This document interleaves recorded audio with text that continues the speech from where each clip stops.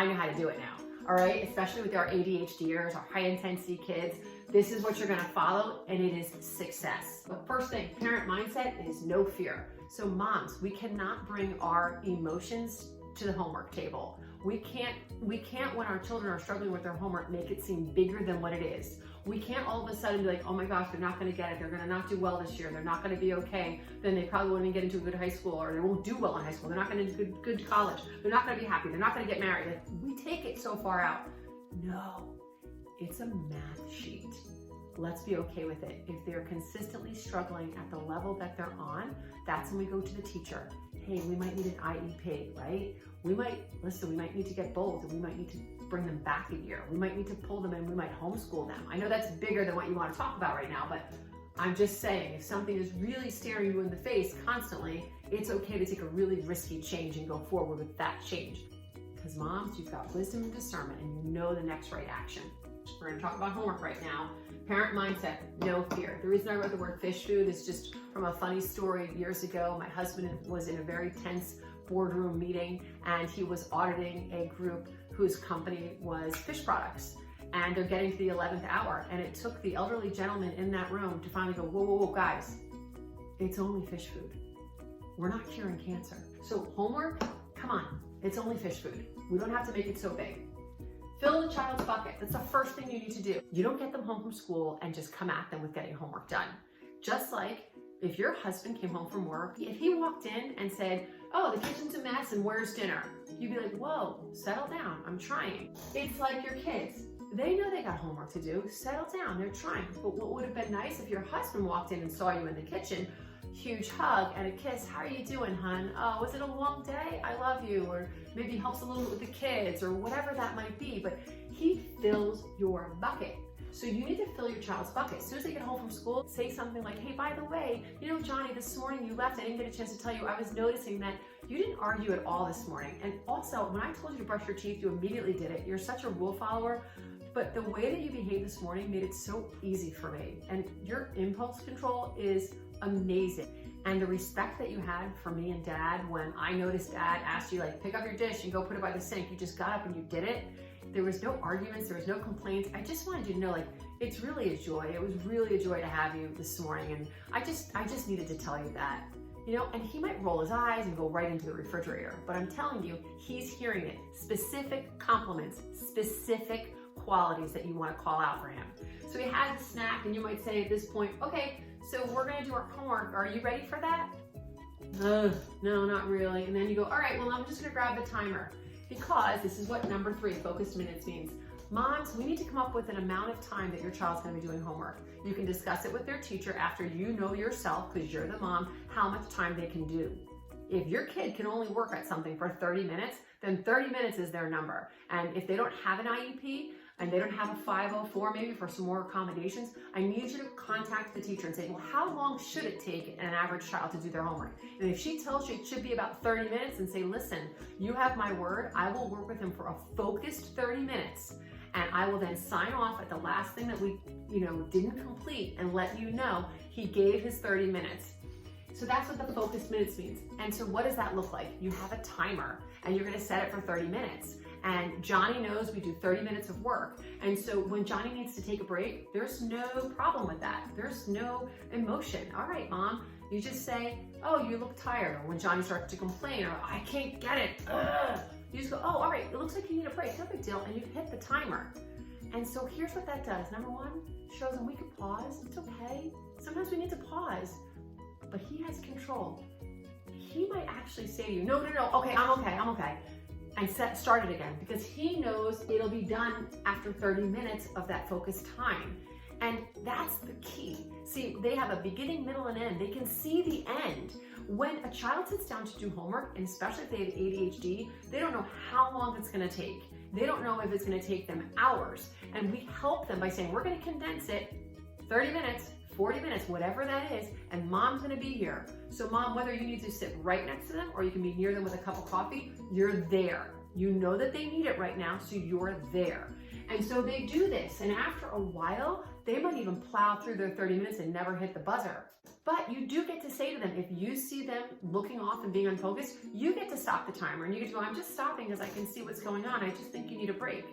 At that point, your child might say to you, well, why take a break, Mom? I'm not even allowed to have my screens yet. And you, with zero emotion, because we're going right into this one, earned rewards, without any emotion, you can say, oh, I know you don't have screens yet, but maybe you just want to walk away from this. I don't mind.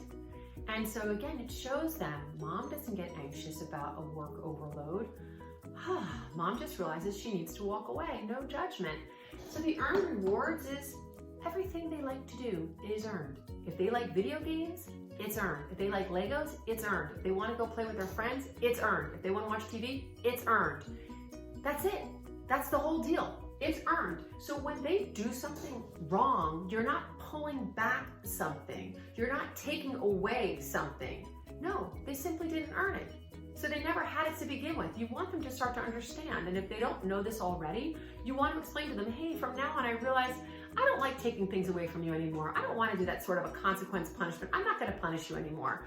But honestly, I just want you to know that anything you do want to do, we're going to come up with the rules, and then you just earn them. So I don't mind if you earn them or you don't earn them, but I want you to know that we'll always talk about it ahead of time and that we will set you up for success. But if you don't earn something, I'm never going to get mad at you. So you can hear how that psychology is working.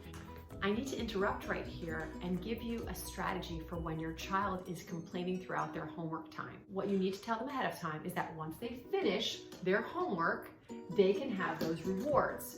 But they may not raise their voice, get angry, or tantrum during the homework.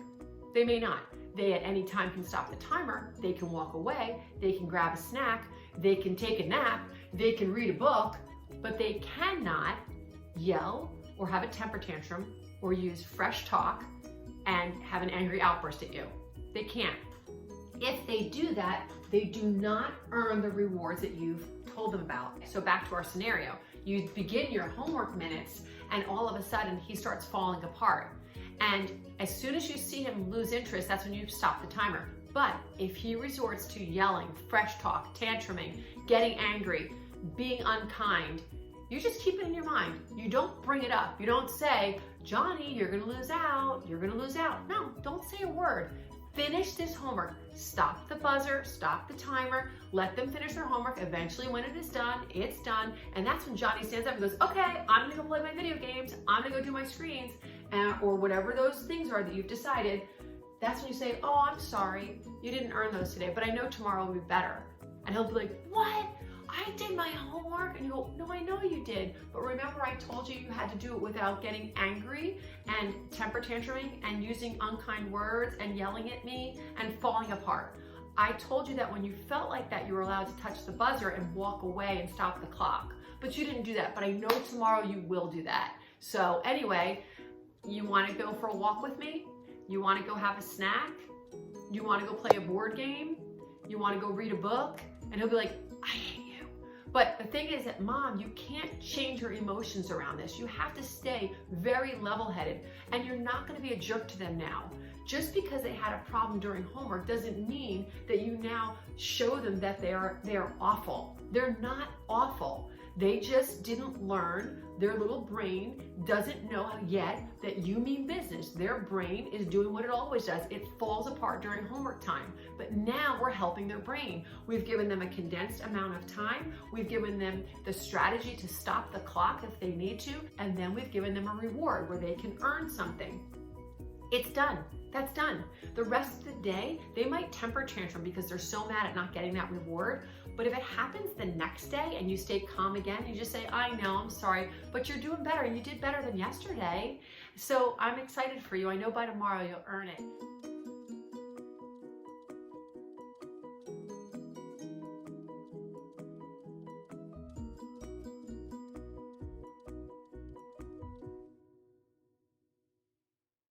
And it's not halfway. So if your child sort of does their homework in the sense that they only got angry a few times and they only had an outburst a few times, they get, their screens for a little while, or they get to go to their friend's house for a little while, or they get to play with their Legos for a little while, if those were the rewards that you've chosen, no, they don't get them at all.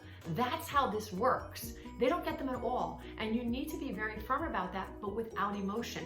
So you still love them. So if later in the day, when they are not upset and they're just being a good kid because they are innately good and they're doing something awesome, keep calling it out.